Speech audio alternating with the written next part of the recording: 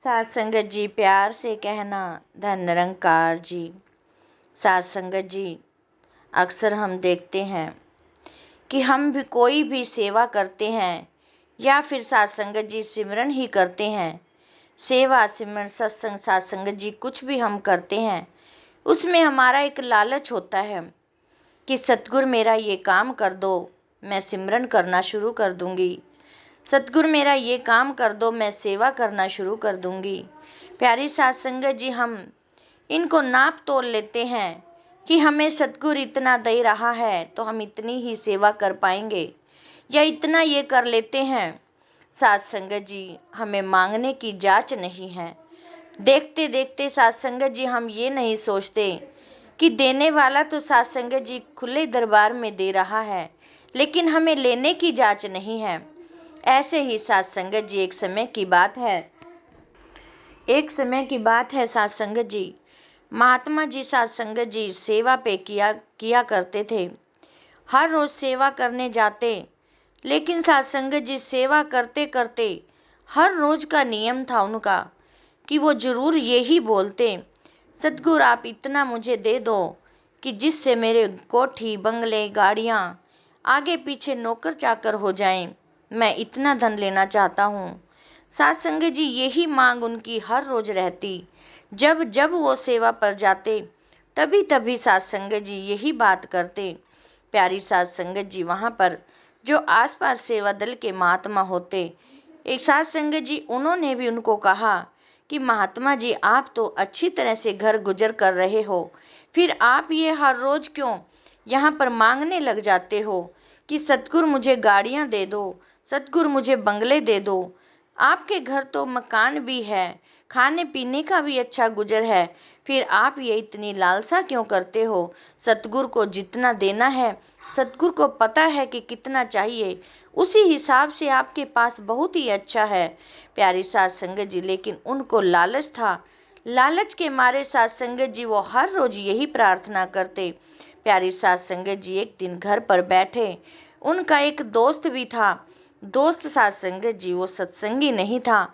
सात संगत जी उनके आगे भी यही हर समय रोना पिटना कि सतगुरु मैं इतनी दिनों से सेवा कर रहा हूँ, फिर भी मुझे कोई गाड़ी नहीं मिली, बंगले नहीं है मेरे पास, आगे पीछे नौकर चाकर नहीं है।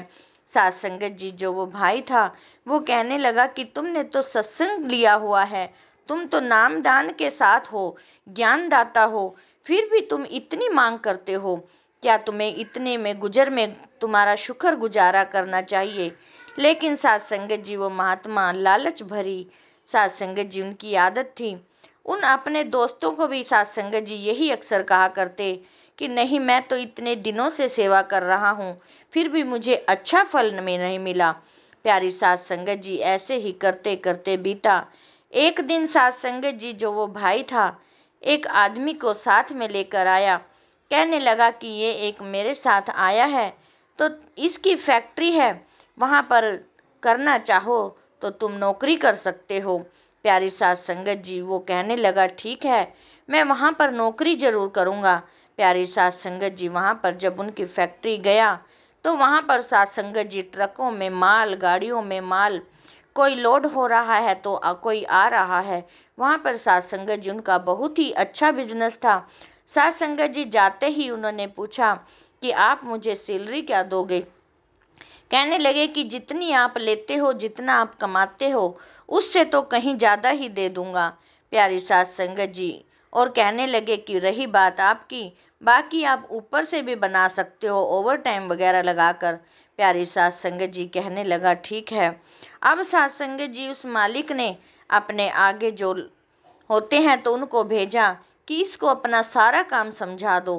प्यारी सात संगत जी जब उसको काम समझाया गया तो उसको सारा ही हिसाब किताब उसको वहाँ पर रख लिया गया, ताकि तूने ये नोट करना है कि कितनी गाड़ी आ रही है, कितनी जा रही है, कितना बैंक बैलेंस है, कितना कहाँ से आ रहा है, कितना जा रहा है, सारा ही प्यारी सात संगत जी उसके हिसाब सौंप दिया। अब प्यारी सात संगत जी कुछ दिन तो बीते, बहुत ही अच्छा काम करता रहा। जब 2-4 महीने हुए तो उसकी नियति में फ़र्क आ गया कि ये मालिक तो इतना कमा रहा है, इसको क्या पता चलेगा यदि मैं इसमें कुछ गड़बड़ भी कर दूं। अब प्यारी सास संगत जी नियति में फर्क आया तो उसने गड़बड़ करनी शुरू कर दी।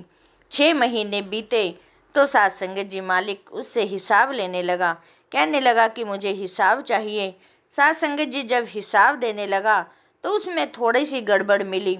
सास संगत जी उसने कहा मालिक ने कि इसमें कुछ गड़बड़ है, तो आपने कुछ इसमें घोटाला किया है। तो सास संगत जी उसने हाथ पैर जोड़ के उससे माफ़ी मुफी मांग के कहने लगे कि मुझे कुछ याद नहीं आ रहा, हो सकता है मुझसे कहीं गलती हुई होगी। सास संगत जी ऐसे करके टाल दिया। फिर सास संगत जी उसने सोचा कि इस मालिक को तो ऐसे ही बेवकूफ़ बनाया जा सकता है। सास संगत जी समय चलते अनुसार फिर और ज़्यादा बड़ा घोटाला कर दिया। अब प्यारी सास संगत जी मालिक ने फिर हिसाब लेना चाहा, कहने लगे कि मुझे हिसाब दे दो। अब सास संगत जी अब हिसाब तो मैच हो नहीं रहा था, क्योंकि सास संगत जी उसमें घोटाला ही बहुत ज़्यादा हो रहा था। सास संगत जी उसको काफ़ी डराने धमकाने की कोशिश की गई, लेकिन सास संगत जी वो हाथ जोड़कर बैठा रहा कि मुझे कुछ नहीं पता, मुझे पता ही नहीं चला कि पैसा कहाँ जा रहा है। प्यारी सास संगत जी उसने कहा तो ठीक है, आप अपने घर चलो।